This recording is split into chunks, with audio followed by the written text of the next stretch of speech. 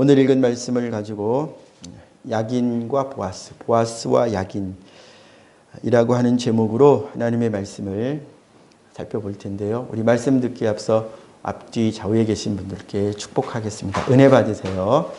은혜 받으세요. 은혜 받으세요. 은혜 받으세요. 은혜 받으세요. 감사합니다.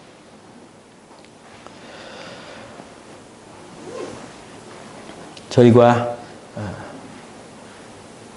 성전 건축, 구약에 있는 이 보이는 성전 건축을 통해서 오늘날 은혜 시대에 있는 보이지 않는 성전 건축에 관해서 계속 말씀을 보고 있습니다. 저는 개인적으로 교회의 예배당을 가리켜 성전이라고 말하는 것에 그것이 좋지 않다고 생각을 합니다. 성전이라고 말씀하시는 목사님들, 성도님들이 계시고 그 이유를 들어보면 이해는 되는데 저는 그런 생각이 들어요. 분명히 이제 성령께서 감추어진 진리를 이렇게 드러내셨어요. 예수님께서. 전에 보이는 일들, 성전을 건축하면서 성전 건축에는 이스라엘 백성이 열외 없이 힘을 내야 되고 하나님의 일이니까 열심을 내야 되고 맞습니다. 그런데 성령께서 이 성전 건축, 보이는 성전 건축을 통해서 우리에게 보여주신 것, 깨닫게 해주신 것이 참 성전에 관해서 이게 바로 예수 믿는 저와 여러분들 한 영혼이 하나님 앞에서 성전이 되는 것인데, 그럼 이제 우리가 교회를 가리켜, 이 성도들을 가리켜, 영혼을 가리켜 성전이라고 말하고, 그리고 그 교회가, 믿음이, 신앙생활이 하나님 앞에서 아름답게 말씀 따라서 지어져 가도록 순종의 삶을 살도록 하는 것을 성전 건축이라고 한다면, 우리 예배당 건물 짓는 걸 성전 건축이라고 하지 말자고 저는 말씀드리고 싶어요. 왜냐? 성전이라고 하면요, 성물이라고 하면요, 자, 여러분들이 다 이미 하나님께 바쳐져서 성도 아닙니까? 정말로 우리가 하나님께 바쳐져서 성도가 구별되어서 성도가 되었으면 성도로서 하나님 앞에 행하는 모든 것이 다 성물이에요. 드리는 것이 다 성물이 되고요. 그리고 행하는 모든 것이 다 거룩한 일들이 됩니다. 바쳐진 자로서 합당하게 살면. 그런데 그렇게 살지 않고 내 마음대로 살면서 성도로서 살지 않으면서 예배당 건축을 할 때 성전 건축합니다. 아니죠. 그건 하나님이 쓰시는 언어가 아니죠. 예배당은 예배당으로 짓는 거예요. 그런데 성전 건축이라고 하면 우리에게 어떤 마음을 불러일으키냐면, 야, 성전 건축인데 내가 헌금하지 않으면 이거 나 하나님의 거룩한 일에 동참하지 않는 거 아니냐. 인간적인 마음을 불러일으킬 수 있다는 것입니다. 믿음 없이 이거 하나님이 기뻐하시는 일이야, 그렇게 믿어지면 성전 건축이라고 안 해도, 예배당 건축이라고 해도 헌금을 할 것이고요. 봉사하자고 해도 헌금할 것이고요. 우리 밥 사 먹자 해도 아낌없이 주머니를 열 것입니다. 이게 다 헌금인데요. 다 하나님께 드리는 것인데요. 예배 시간에 헌금 봉투 안에 저 뒤에 저희는 헌금함을 마련했습니다만 거기에 넣는 것만 헌금이 아니라고 저는 생각해요. 하나님께 드려서 쓰는 것은 다 바칠 하나님께 드리는 것은 다 헌물이고 헌신이고 그런 거죠. 그래서 생활 속에서도요, 주님의 이름으로 귀하게 물질을 가난한 자에게, 노숙자에게, 혹은 도움이 필요한 자에게 내가 주의 이름으로 그에게 공급하면 저는 그렇게 생각합니다. 교회에서는 모르지만 그러나 하나님의 나라에서는 안다 이것입니다. 하나님이. 그걸 하나님이 받으시는 거죠. 그게 진짜 헌금이에요. 그래서 예배 시간에 드려도 마음으로 드려야 그게 진짜 헌금이고요. 자, 오늘도 저희가 읽은 말씀을 통해서 이제 성전 건축, 보이는 성전 건축이죠. 보이는 사람들을, 보이는 일들을, 보이는 것들을 건축해 갈 때 우린 그걸 통해서 보이지 않는 것을 보잖아요. 지금 우리 신앙생활에 적용되는 것을 설교 시간에 보는 거잖아요. 옛날에 솔로몬이 이렇게 성전 건축을 했다 하는 이 사실이 옛날에 그런 일이 있었다라고 우리가 알고 말면 그건 아무런 의미가 없는 거예요. 믿음에 있어서, 신앙생활에 있어서, 우리가 천국 가는 일에 있어서 절대 쓸모가 없는 것입니다. 이 육신의 지식은요, 아무런 우리 영혼을 지키는 일에, 새롭게 하는 일에 전혀 도움이 안 돼요. 쓸모가 없습니다. 언제 쓸모가 있느냐? 이걸 가지고 우리가 눈으로 보고 귀로 듣고 한 일어난 사건을 통해서 이것이 내 영혼에, 즉 내가 하나님 앞에 영원히 살 집으로서 나를 준비하고 나를 만들어가고 내 마음을 준비하고 내 마음을 바꾸어가고 거룩해져가고 하는 일에 쓸모가 있으면, 적용이 되면 그때 이런 사건들이 우리에게 의미가 있게 되는 것입니다. 그래서 오늘 말씀을 보는 거예요. 옛날에 이런 일이 있었다라고 말씀을 보는 것이 아니라 옛날에 있었던 이 사건을 통해서 하나님의 사람으로 온전케 하시는 성령의 적용점이 무엇이냐, 성령께서 깨닫게 하시고 내 삶에 적용하게 하시는 바가 무엇이냐, 내 오늘날의 내 삶에 적용하게 하시는 바가 무엇이냐, 그걸 보려고 오늘 우리가 구약 말씀을 보는 거예요. 그걸 보려고. 자, 보겠습니다. 그래서 이 말씀을 통해서 저희의 성전, 저 여러분들의 속사람을 만들어가는 일을 지금 하려고 하는 거예요. 자, 먼저 오늘 기록된 말씀의 표면적인 내용을 한번 세 부분으로 볼 텐데요. 13절, 14절에서는요, 성전 건축을 하는 일에 등장하는 두 중요한 사람이 언급이 됩니다. 한 사람은 13절 보시면 솔로몬 왕, 그리고 히람, 이 두 사람이 등장을 해요. 두 사람이요. 자, 그 다음에 오늘 본문의 두 번째 큰 기둥으로 볼 것은 15절부터 22절까지인데요. 여기에는 성전 입구에 세울 두 기둥을 세우는 내용이 기록된 것을 저희가 봅니다. 두 기둥, 놋기둥 둘이 세워지죠. 자, 그 다음에 세 번째로 볼 것은 기록된 것은 23절부터 26절까지 해서 놋바다에 관한 기록을 저희가 읽었어요. 이것을 가지고 이런 것들이 오늘 나의 신앙생활에 무엇을 의미하는가?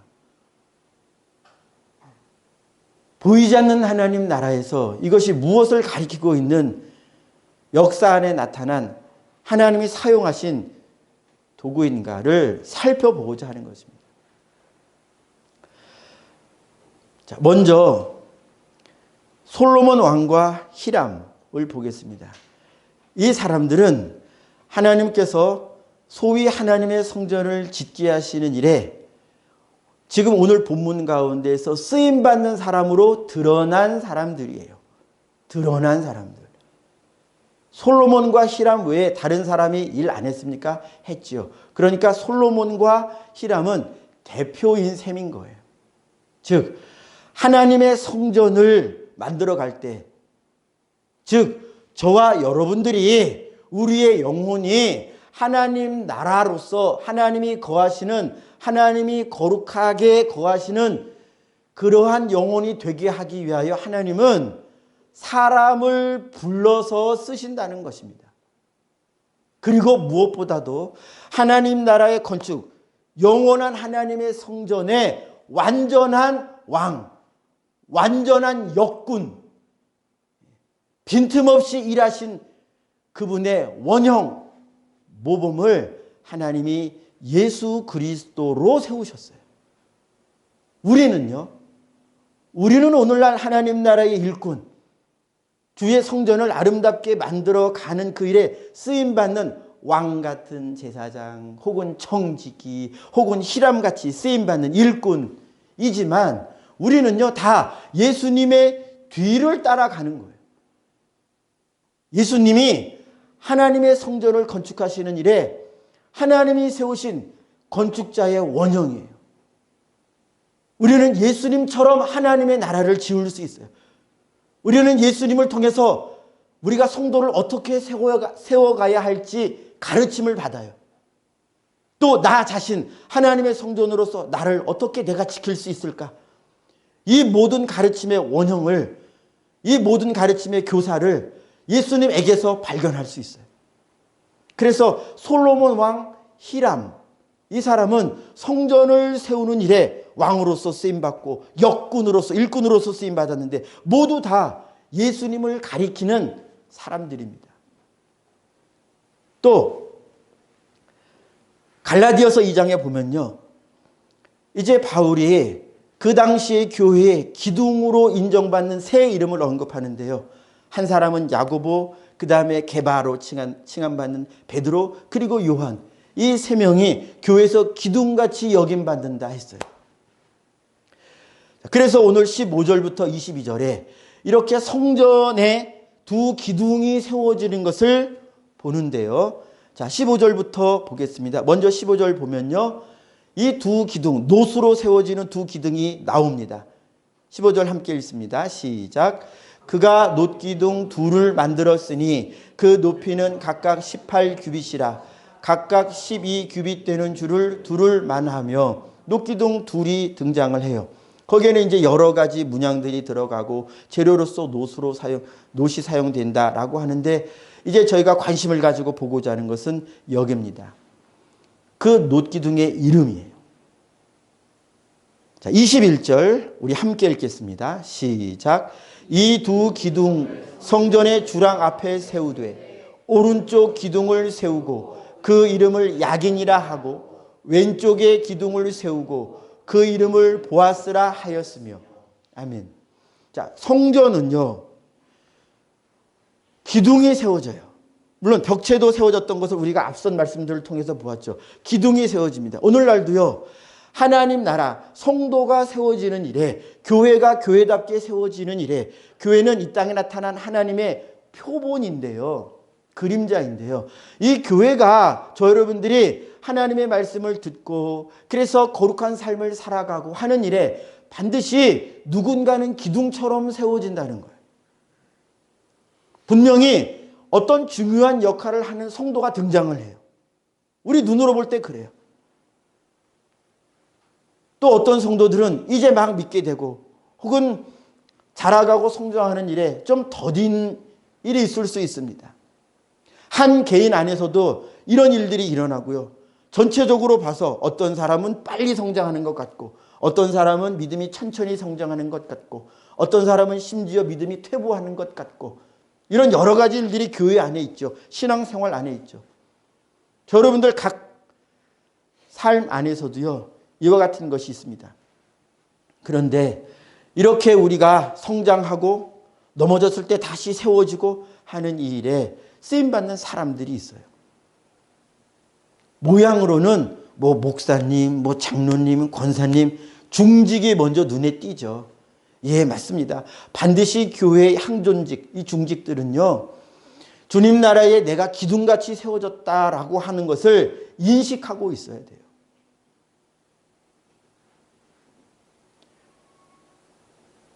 조금 전에 언급했습니다만 당시 초기 교회예요. 바울도 언급할 만한 야고보, 이건 주의 형제 야고보죠.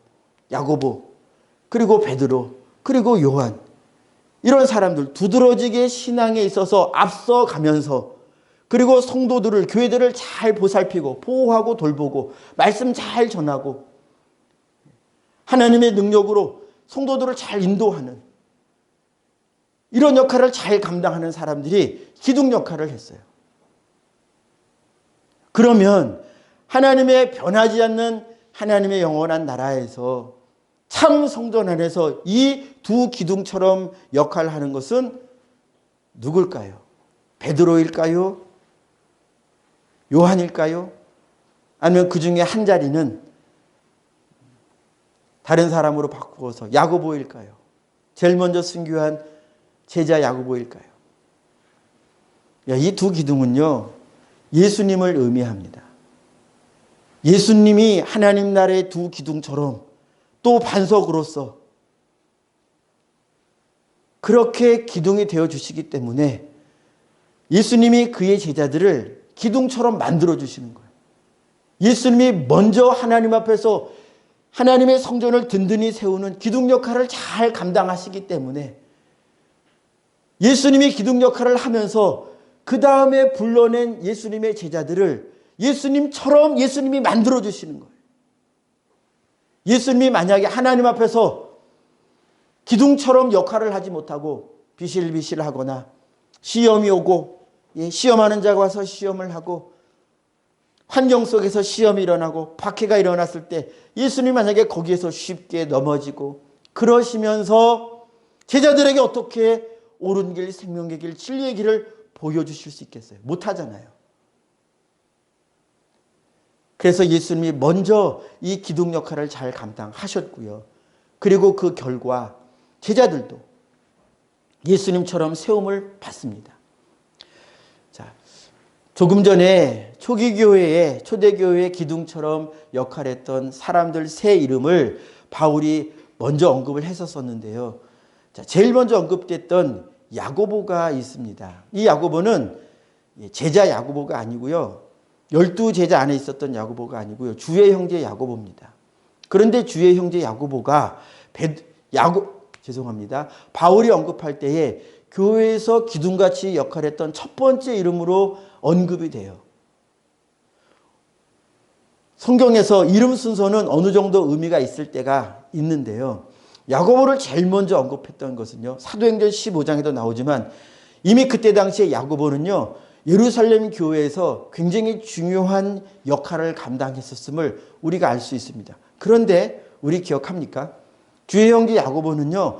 처음 예수님이 공생애를 시작하시는 시점에서 예수를 믿지 않았던 사람이었습니다. 그리고 심지어 예수님이 말씀 전할 때 쫓아다니면서 미쳤다고 잡아가지고 집 안으로 다시 되돌아오게 하려고 하는 그 일 가운데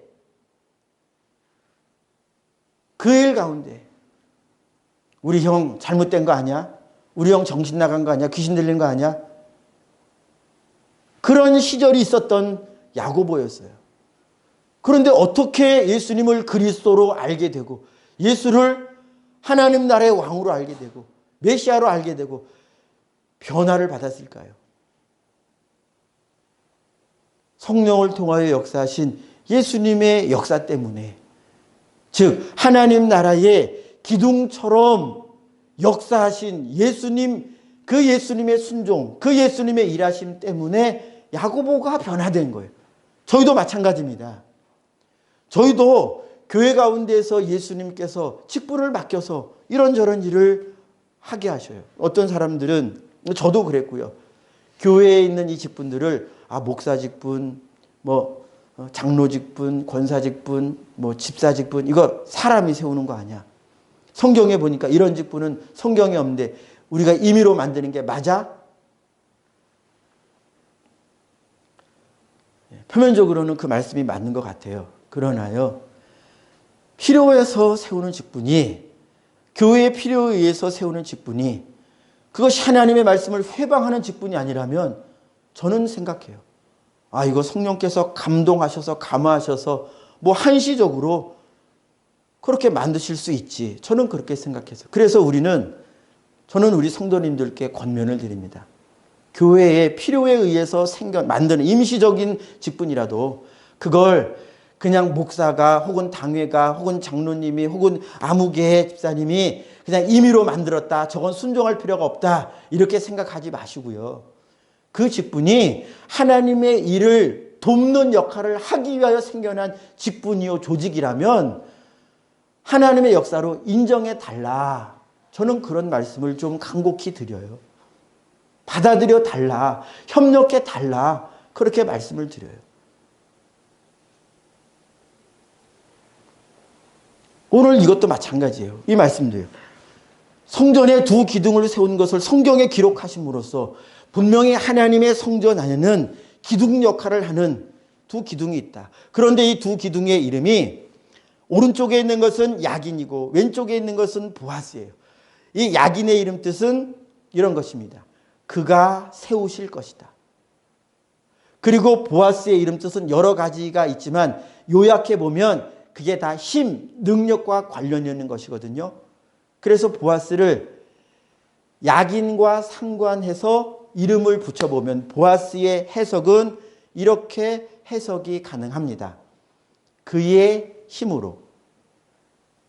그의 힘으로. 야긴이 그가 세우실 것이다는 뜻. 보아스는요, 그의 힘으로. 우리 한번 복습을 해보겠습니다. 따라해 주세요. 야긴은 그가 세우실 것이다. 보아스는 그의 힘으로.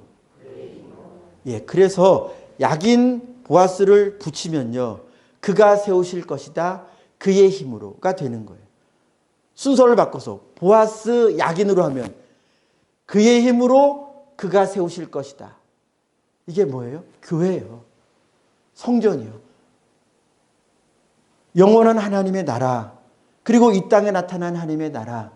교회는요, 우리가 볼 때는 내가 믿어서, 내가 세례를 받아서, 혹은 내가 이렇게 전도 행위를 해서, 우리 눈으로는 사람들이 막 다니면서 수고하면서, 그래서 교회가 세워지고 교회가 설립이 되고 또 예배당도 건축이 되고 하죠. 우리 눈으로 볼 땐. 그러나 보아스와 야긴이 가지는 이 이름뜻을 보면요, 결국 하나님 나라는, 참 하나님의 교회는 그분이 세우시는 거예요. 그분의 능력으로요. 그래서 교회 시대를 여는 첫 단추가 성령이 하늘로부터 제자들에게 충만하게 임하시는 그때, 성령이 임하시는 그때로부터 사실상 진짜 교회가 시작되었다라고 우리가 생각해 볼 수 있습니다. 그럼 그 앞에 있는 것은 가짜교회, 가짜교회가 아니고요. 가짜교회는 아닌데 든든히 세워지지 않았다는 거예요. 성령이, 즉 예수의 영인 성령이 저 여러분들 안에 든든하게 충만하게 부어지면요, 그때는 저희의 믿음이 두 기둥이 딱 세워지는 것처럼 섭니다.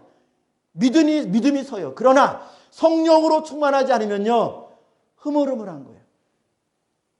아직 놋 재료가 저기 있고, 아직 성벽의 재료가 저기 있고, 아직 성전의 기초돌이 저기, 여기 저기에 있어 준비되어 있는 것처럼 아직은 아닌 거예요. 우리가 하나님의 말씀을 듣고 배우고 암기하고 또 직분을 받아가고 기도하기도 하는데, 성령이 충만하기 전까지는요, 이 우리가 들은 성경 말씀을 듣고 배우고, 이 직분은 이렇게 해야 돼, 저 직분은 저렇게 해야 돼, 일은 이렇게 해야 돼, 내가 배웠던 것들이요, 하나님 앞에서 딱 자리를 잡고 든든하게 서지 못한다는 거예요. 시험이 오면 넘어진다는 거예요. 환난이 오면 넘어진다는 거예요. 제가 목사여도요, 여러분들이 무슨 직분을 가지고 있었어도요, 신앙의 경륜이 아무리 오래되었어도요, 성령으로 충만하지 않으면요, 언제든지 악한 자가, 시험하는 자가 와서 시험을 하면, 흔들면, 압박을 하면, 그러면 언제든지 넘어져요. 언제든지 넘어져요. 심지어 예배드리는 그 순간에도 넘어집니다. 우리가 하나님의 성전으로 세워지는 그때는요, 주님이 그의 힘으로, 즉 성령으로 여러분들의 영혼을 붙잡아 주실 때, 그분의 능력의 손으로 붙잡아 주실 때뿐이에요. 그분이 붙잡아 주지 않으시면요, 그분의 능력으로 그분이 붙잡아 주지 않으시면요, 저희는요 안 돼요. 스가랴서 4장 6절에 주님 말씀하셨죠. 이 말씀도 어느 장면에서 나왔냐면 성전 건축과 관련한 말씀에서 나온 얘기예요. 나중에 한번 찾아보시면 감사하겠습니다. 그때 성령께서 뭐라고 스가랴에게 말씀하시냐면, 이 내밀한 성전 내부에 이 지성소에 관련한 이것의 건축은, 이 지성소의 성립은 힘으로 되지 않는다. 능력으로 되지 않는다. 오직 나의 영으로 된다. 나의 영으로. 예, 여러분들이요, 여러분들 마음이 정말로 하나님이 구하시는 거룩한 성전으로서 든든하게 서 있기를 원하신다면, 두 기둥이 내 안에서 딱 받쳐서 내가 성전으로서 든든하게 서 있게 되기를 원하신다면, 우리는 반드시 예수님을 의지해야 돼요. 다시 우리 이름 뜻을 돌아가 보겠습니다. 자, 보아스와 야긴의 이름 뜻이요, 그의 힘으로, 그가 이루신다는 거예요. 그분의 힘을 의지하면, 여러분들이 그분의 힘을 의지하면, 그분은 약속대로 그분의 힘을 우리에게, 의지하는 자에게 공급하시겠죠. 그분의 힘으로 찬양하고, 그분이 세우심을 따라 내가 세워져 가고 여러분들이 세워져 가면, 그분이 세우시면 그게 완전한 교회죠. 그러나 그분이 세우시지 않는데 사람으로만 세운다, 사람의 능력으로만 세운다, 그건 언제든지 넘어져요. 언제든지 넘어집니다. 그렇게 세워진 신앙의 연료는요, 딱 시험이 부딪힌다, 교회에 어려움이 온다, 가정에 어려움이 온다, 내 개인 신앙에 어려움이 온다, 말씀 때문에 괴로움을 겪게 되는 상황이 온다. 그러면 그 괴로움을 안 당하려고, 그 핍박 안 당하려고, 그 외면당함, 그 왕따당함 안 당하려고 세상과 하나됨을 포기하지 못해서 주님과 하나됨을 포기해버린다, 이것입니다.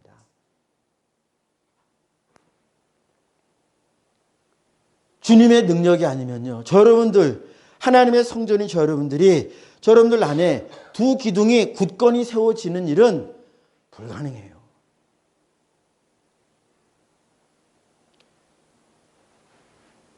이 놋기둥 둘, 아까는 왕과 역군 두 사람을 보았고, 지금은요 두 기둥을 보아요.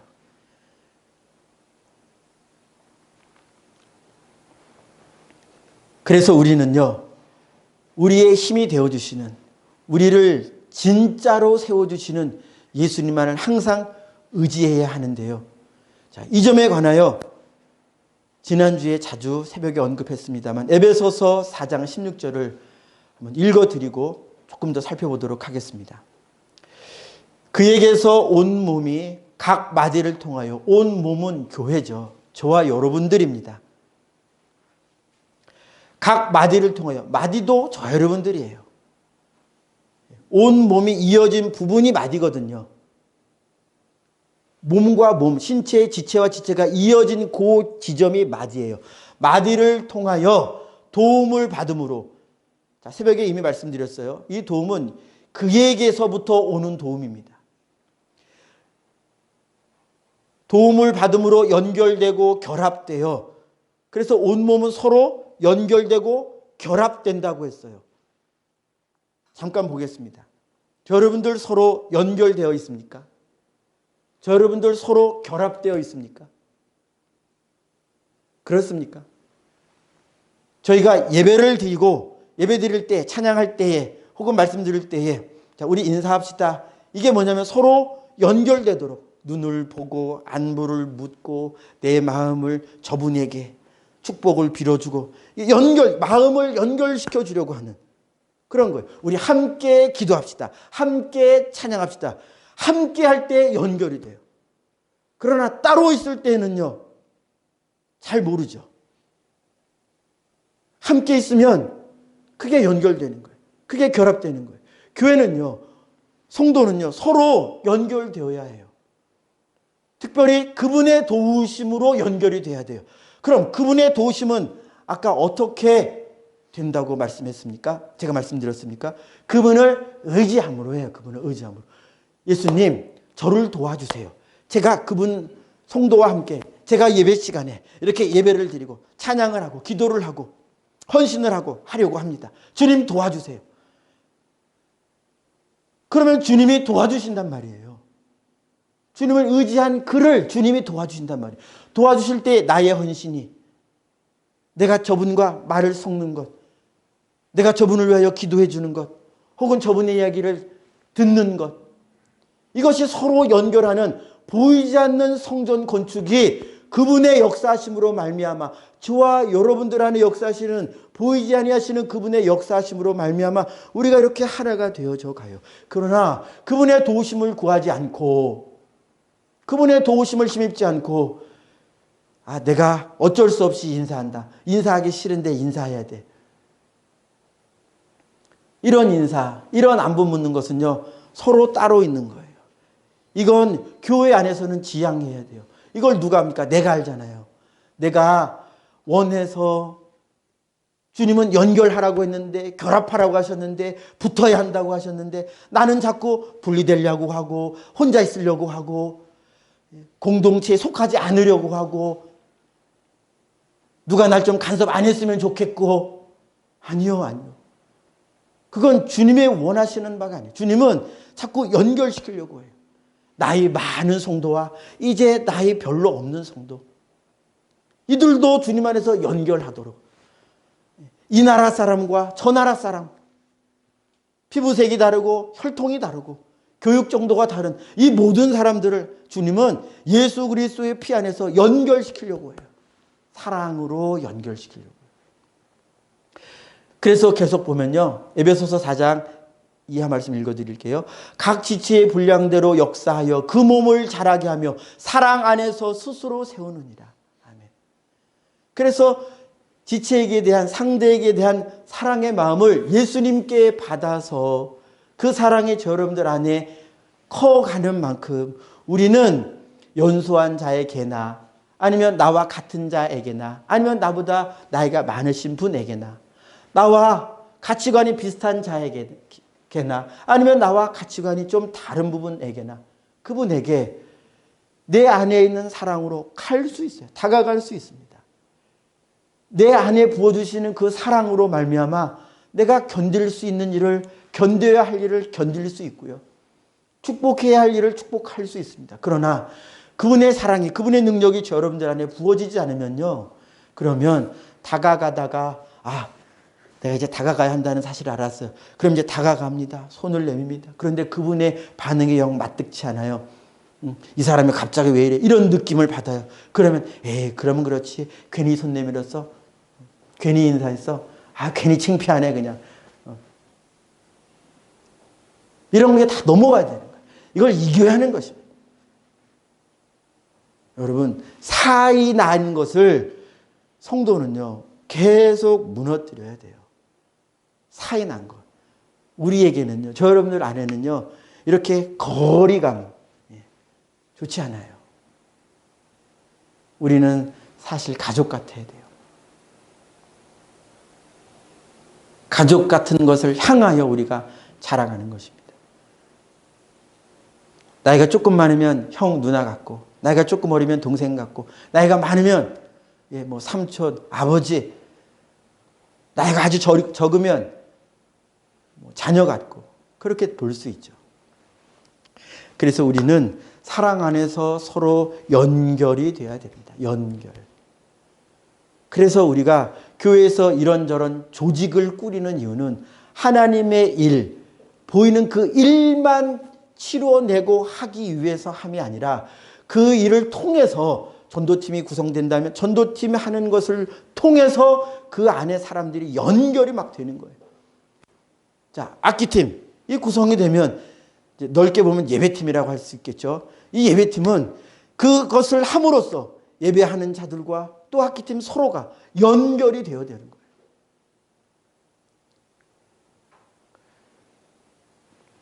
이것은 저 여러분들 안에 역사하시는 먼저 우리의 기둥 되신 예수님의 도우심으로 된다는 것. 자, 이것이 우리가 두 번째로 보고자 하는 것이고요. 마지막으로 세 번째 우리가 보고자 하는 것은요, 자, 이 바다에 관한 것입니다. 23절부터 26절에 기록된 바다인데요. 자, 이 바다는 뭐냐면 노수로 만든 동그란 세숫대 같은 것입니다. 큰 세숫대 같은 거라고 생각하시면 됩니다. 지름이 약 한 4.5m, 높이는 2m에 가까이 되는, 여기에 물을 담아가지고 이 물의 양도 많으니까 이걸 바다라고 해요. 이거는 제사장들이 그들의 정결례, 제사를 감당할 때에 제사장들이 정결케 하는 일에 쓰임받도록 준비하는 그런 것이거든요. 자, 그러면 이 바다, 제사장들을 정결케 하는 이 바다가 성전 안에 구비가 되어야 합니다. 이 바다는 무엇을 의미하는 것이겠습니까? 바로 제사장들을 정결케 하는, 저 여러분들을 하나님 앞에서 정결케 하는 예수님의 피를 의미하는 것이겠죠. 즉, 저 여러분들의 마음 안에는요, 성전 안에 항상 이 바다가 있던 것처럼 저 여러분들 마음 안에는요, 항상 예수님의 보혈의 공로를 의지하는, 예수님이 육체로 흘리신 피는 이미 2000여 년 전에 그 십자가, 그 골고다 언덕에서 다 사라졌잖아요. 그러나 그 의미, 그 메시지는 우리에게 믿음으로 남아있잖아요. 그 공로는 우리에게 믿음으로 남아 있습니다. 우리에게 주어졌습니다. 우리가 지금도 붙들고 있을 수 있는 것이고요. 그 믿음의 공로를 붙든 믿음으로 말미암아 우리가 하나님 앞에 언제든지 나아가 기도할 수 있고 그 예수의 피의 공로로 말미암아 언제 어디서든지 하나님을 아버지라 부르고 찬양할 수 있게 되었잖아요. 성전 안에는요, 이 정결케 하는 바다가 있었습니다. 저 여러분들 안에는요, 늘 예수님의 피의 공로를 의식하는, 잊지 않는 이 생각이 있어야 한다는 거예요. 우리 예수님의 피의 공로를 잊지 맙시다. 그분의 피의 공로로만 우리의 실수, 잘못, 허물, 죄들이 하나님 앞에 씻음 받을 수 있어요. 말씀을 마무리하겠습니다. 하나님 나라 교회에는요, 분명히 일꾼들이 필요합니다. 영원한 하나님 나라에서 일꾼의 원형은 예수님이신데 예수님이 저 여러분들을 일꾼으로 예수님처럼 하나님 나라의 일꾼 되도록 부르셨어요. 예수님이 야고보도 돌이키게 하시고 일꾼 삼으시고 기둥처럼 만드신 것처럼 베드로도 예수님 배반한 베드로도 예수님이 기도하셔서 다시 회개케 하시고 하나님 나라에 자기 목숨도 아끼지 않고 헌신할 일꾼으로 만들어 주셨던 것처럼 예수님은 똑같이 저와 여러분들을 그렇게 하나님 나라에 예수님처럼 예수님 같은 일꾼을 역군을 기둥같이 만드시려고 힘쓰시고 애쓰시는데 저 여러분들이요 우리 마음을 예수님께 엽시다. 기도합시다. 성경 읽고 순종합시다. 이 일이 이루어갈 때에 우리가 늘 예수님의 피의 공로 안에서 깨끗하게 되는 것을 가볍게 생각하지 맙시다. 매일 우리가 예수님의 피의 공로를 의지하는 것, 이거 지속합시다. 계속합시다. 내가 한번 예수 믿고 그때 예수 피로 깨끗해지고 지금은 괜찮다. 지금도 예수님의 피의 공로로 깨끗해지는 거예요. 아무쪼록 참 성전이시며 참으로 성전의 역군이시고 왕이시고 기둥의 본이 되시고 정결케 하시는 정결함의 능력이 되신 예수님 안에서 저희도 세상을 정결케 하는 일에 쓰임받고 저희도 성도들을 세우는 일에 저희도 쓰임받고 저희도 힘써 일하는 일꾼이 되어가는 그런 저 여러분들이 되기를 축복합니다. 기도하겠습니다.